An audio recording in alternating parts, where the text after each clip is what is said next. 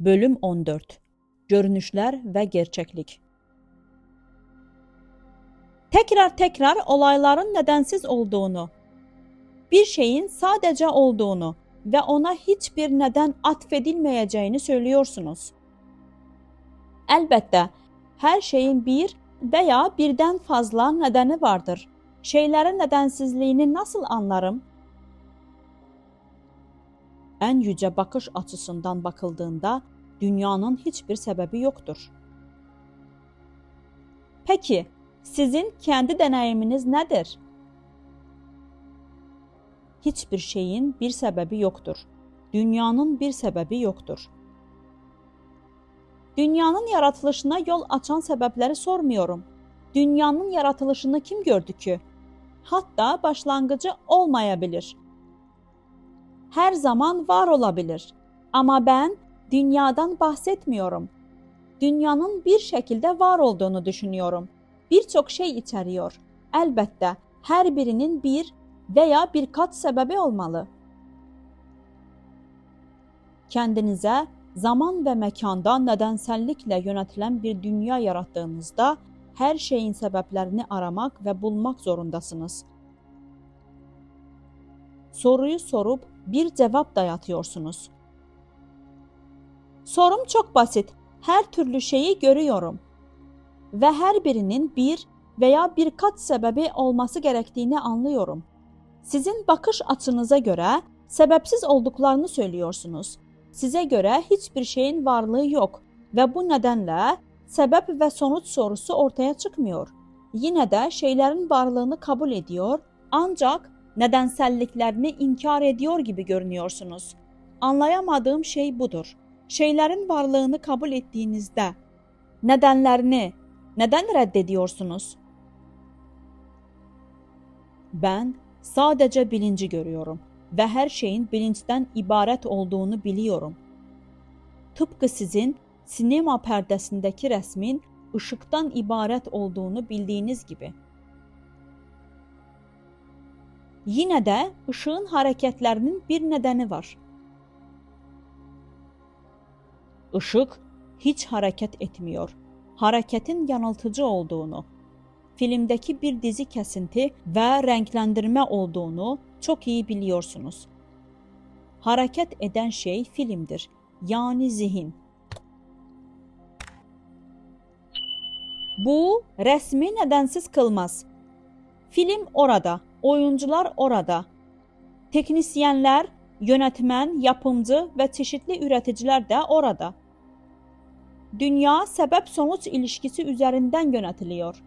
Her şey birbirine bağlı. Elbette, her şey birbirine bağlı. Ve bu nedenle her şeyin sayısız nedeni var. Tüm evren en küçük şeye katkıda bulunur. Bir şey olduğu gibidir çünkü dünya olduğu gibidir. Görüyorsunuz mu? Siz altın takılarla uğraşıyorsunuz. Ben ise altınla. Farklı takılar arasında nedensel bir ilişki yok. Bir süs eşyasını eritip başka bir süs eşyası yaptığınızda ikisi arasında nedensel bir ilişki yoktur. Ortak unsur altındır. Ama altının sebep olduğunu söyleyemezsiniz. Sebep olarak adlandırılamaz. Çünkü kendi başına hiçbir şeye sebep olamaz. Zihne ben varım olarak süs eşyasının kendine özgü adı ve şekli olarak yansır. Yine de her şey sadece altındır. Aynı şekilde gerçeklik her şeyi mümkün kılar. Ancak bir şeyi olduğu şey yapan, yani ismi ve biçimi onun gerçeklikten gelmesi anlamına gelmez. Neden nedensellik konusunda bu kadar rahatsız olalım ki? Şeylerin kendileri geçiciyken nedenlerin ne önemi var? Gelen gelsin, giden gitsin. Neden şeylere tutunup nedenlerini soruşturalım? Göreceli bakış açısından her şeyin bir nedeni olmalıdır. Göreceli bakış açısının size nə faydası var? Mutlaq bakış açısından bakabiliyorsanız isə Neden göreceliğe geri dönüyorsunuz? Mutlak olandan mı korkuyorsunuz? Korkuyorum. Sözde mutlak kanıtlarım üzerinde uykuya kalmaktan korkuyorum. Hayatı düzgün yaşamak için mutlaklar işe yaramaz. Cömləyə ihtiyacın olduğunda kumaş alırsın, terzi çağırırsın ve bu gibi başka şeyler. Bütün bu konuşmalar cehaleti gösteriyor. Peki, bilenin görüşü nedir? Sadece ışık vardır ve ışık her şeydir. Geri kalan her şey ışıktan yapılmış bir resimdir. Resim ışığın içindedir ve ışık resmin içindedir. Yaşam ve ölüm, benlik ve benlik dışı. Tüm bu fikirleri terk edin. Bunların size hiçbir faydası yok. Sebep-sonuç ilişkisini hangi açıdan inkar ediyorsunuz? Görecelilikte evren her şeyin nedenidir. Mutlaklıkta hiçbir şey yoktur. Hangi durumdan soruyorsunuz? Tüm bu tartışmaların tek başına gerçekleştiği günlük uyanıklık durumundan. Uyanıklık halindeyken tüm bu sorular ortaya çıkar. Çünkü doğası böyledir. Ama her zaman o halde değilsinizdir. İçine düştüğünüz ve çaresiz bir durumda ne işe yarayabilirsiniz ki? Şeylerin uyanıklık halinizde göründükleri gibi nedensel olarak ilişkili olduğunu bilmek size nasıl yardımcı olur? Dünya ve uyanıklık hali birlikte ortaya çıkar ve birlikte söner. Zihin hareketsiz, mutlak bir sessizlik içinde olduğunda uyanıklık hali artık yoktur. Tanrı, evren, bütün, mutlak, yüce gibi kelimeler havadaki gürültülerden ibarettir. Çünkü onlar üzerinde hiçbir eylem yapma imkanı yoktur. Sadece sizin cevaplayabileceğiniz soruları gündeme getiriyorsunuz. Beni böyle geçiştirmeyin. Bütünlük, evren ve bu tür hayali şeyler adına konuşmakta çok acelecisiniz. Gelip de sizin onlar adına konuşmanızı yasaklayamazlar. Bu sorumsuz genellemelerden nefret ediyorum. Ve siz onları kişiselleştirmeye çok yatkınsınız. Nedensellik olmadan düzen ve amaçlı bir eylem mümkün olmaz. Her olayın tüm nedenlerini bilmek ister misiniz? Bu mümkün mü? Mümkün olmadığını biliyorum. Tek bilmek istediğim her şeyin nedenleri olup olmadığı ve nedenlerin etkilenip etkilenemeyeceği dolayısıyla olayları etkileyip etkileyemeyeceğidir. Olayları etkilemek için nedenleri bilmenize gerek yok. Ne kadar dolambaçlı bir yol. Her olayın kaynağı ve sonu siz değil misiniz? Onu kaynağında kontrol edin. Her sabah gazeteyi elime alıp dünyanın acılarının, yoksulluk, nefret ve savaşların azalmadan devam ettiğini dehşetle okuyorum. Sorularım üzüntü gerçeğiyle, onların sebepleriyle ve çareleriyle ilgili. Bana Budizm deyip geçiştirmeyin, beni etkilemeyin. Nedensizlik konusundaki ısrarınız dünyanın değişeceğine dair tüm umudu yok ediyor. Kafanız karışık. Çünkü dünyanın içinde olduğunuza inanıyorsunuz. Dünyanın sizin içinizde olduğuna değil. Önce kim geldi? Siz mi yoksa aileniz mi? Belirli bir zamanda ve yerde olduğunuzu, bir babanızın ve annenizin, bir bedeninizin ve isminizin olduğunu hayal ediyorsunuz. Bu sizin günahınız ve felaketiniz. Elbette çalışırsanız dünyanı değiştirebilirsiniz. Elbette çalışın. Sizi kim durduruyor? Sizi asla yıldırmadım. Sebepler olsun ya da olmasın. Bu dünyayı siz yarattınız ve değiştirebilirsiniz. Sebepsiz bir dünya tamamen benim kontrolümün dışında. Tam tersine, Tək kaynağı və təməli olduğunuz bir dünyayı dəyişdirmək tamamilə sizin əlinizdə. Yaratılan hər şey hər zaman çözülüb yenidən yaratıla bilir. Hər şey istədiyiniz gibi olacaq. Yetər ki, gerçekten istəyin. Tək bilmək istədiyim, dünyanın acılarıyla nasıl başa çıxacağıdır.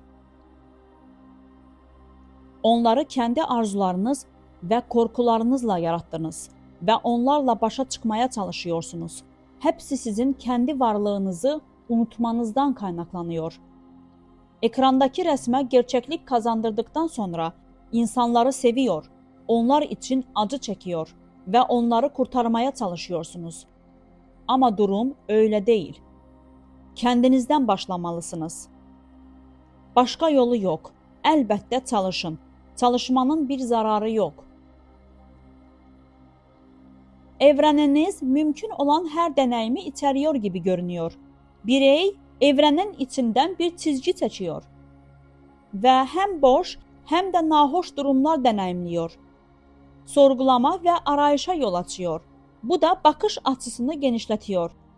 Ve bireyin dar ve kendi yarattığı sınırlı ve ben merkezci dünyasının ötesine geçmesini sağlıyor. Bu kişisel dünya zamanla değiştirilebilir. Evren zamansız ve mükemmeldir.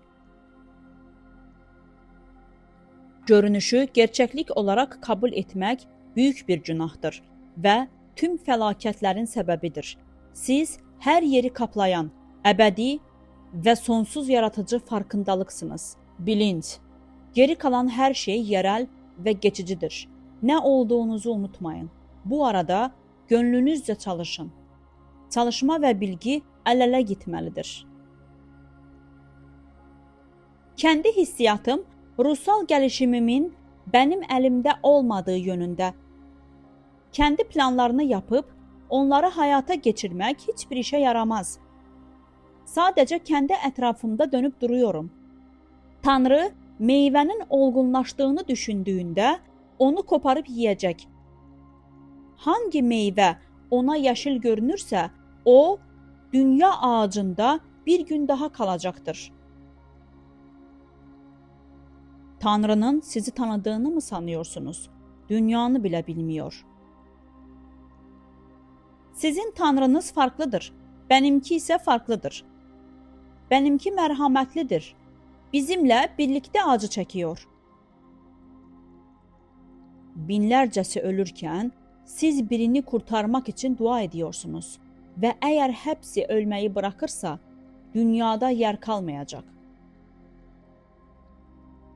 Ölümden korkmuyorum. Benim endişem keder ve acı. Benim Tanrım basit bir Tanrı ve oldukça çaresiz. Bizi bilge olmaya zorlayacak hiçbir gücü yok. Sadece durup bekleyebilir. Eğer siz ve Tanrınız içinizde çaresizseniz, bu dünyanın tesadüfi olduğu anlamına gelmez mi? Ve eğer öyle ise yapabileceğiniz tek şey onu aşmaktır. Son.